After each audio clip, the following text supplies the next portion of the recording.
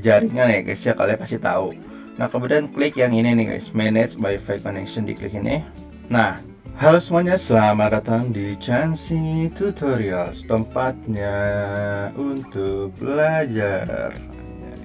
Pada video kali ini kita akan mempelajari sebuah cara untuk mengaktifkan atau menghidupkan koneksi Wi-Fi di laptop atau komputer kalian, teman-teman. Jadi langsung saja kita masuk ke dalam videonya dan jangan lupa klik tombol subscribe-nya ya. Nah, langkah pertama yang harus kalian lakukan adalah tentunya kalian harus menyalakan Wi-Fi terlebih dahulu ya guys ya, atau hotspot ya. Hotspot entah di provider yang pasca bayar ataupun dari handphone pun bisa gitu kan. Dan kali ini gue bakalan mencontohkan, gue udah nyalain nih hotspot dari handphone. Nah kemudian kita akan nyalain atau menghidupkan atau menyambungkan koneksi internetnya ke laptop dengan fitur WiFi guys. Nih, jadi kalian cukup ke pojok kanan bawah. Ini ada gambar kayak bola dunia nih. Kalian klik. Kemudian di sini ada gambar kayak jaringan ya guys ya, kalian pasti tahu. Nah kemudian klik yang ini nih guys, manage Wi-Fi connection, diklik ini.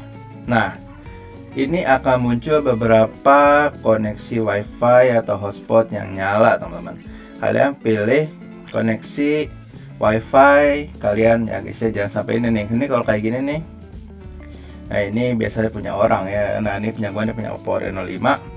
Kalian klik, nah ini kan udah kekunci ya guys ya. Kalau misalkan kekunci, biasanya kalau ketika kalian konekin itu bakalan munculin password. Nah kalian masukin passwordnya, kemudian klik connect. Tapi karena di sini gua udah nyambungin passwordnya, cukup klik connect saja.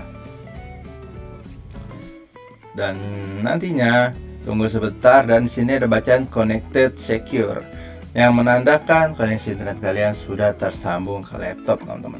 Bagaimana cara mengujinya? Kalian cukup buka aplikasi Google Chrome, kemudian kalian pilih browser kalian, ketikkan aja guys google.com.